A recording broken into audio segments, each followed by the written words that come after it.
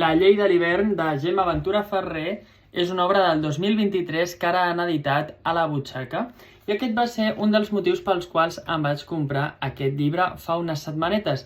I és que sí que és veritat que li tenia l'ull posat des de ja fa un temps, però aquest ja va ser com el detonant i vaig dir, va, m'hi llenço.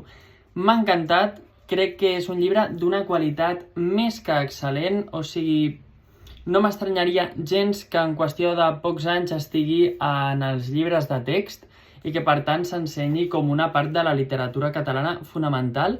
Crec que té una subtilesa, una manera de narrar tan emocional que traspassa el que és la narració. I us explico una miqueta de què va, encara que és per mi el menys important, perquè la sensació que et deixa el llibre va més enllà de la història, encara que estigui molt ben enllaçat. Veurem aquí que hi ha una noia que va a vetllar el seu avi en les hores, dia abans de la seva mort. A partir d'estar amb ell a soles, comença a reflexionar i el que tenim com a lectura són els pensaments d'ella. És un monòleg interior, per tant estem amb un narrador en primera persona i a partir d'aquí se'ns reconstrueix tots els records, tota la nostàlgia, tot el que ha viscut tant ella com el seu avi a partir d'aquests pensaments. M'ha semblat una obra mestra, m'ha encantat, us la recomano absolutament a tothom.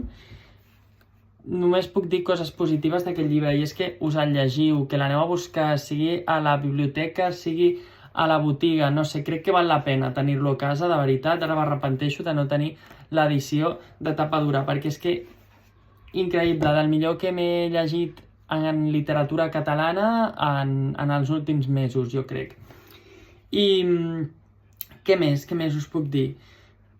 Que m'he posat aquesta samarreta a propòsit per fer aquest vídeo perquè aquí tenim la carta del tarot de la Roda de la Fortuna, que és el número 10 del tarot, i té molt a veure amb la simbologia que trobarem en aquesta novel·leta, perquè una de les moltes reflexions que té i que m'ha assenyalat és que tot va i ve i la vida seria com un cicle. Per tant, quan tu mores ha de viure algú o reviure, quan hi ha l'hivern després tornarà la primavera, l'estiu i la tardor i així cíclicament. Crec que té frases molt bones, m'he marcat un munt de coses i és que ja està, callo, llegiu-vos-el, és necessari, és un llibràs.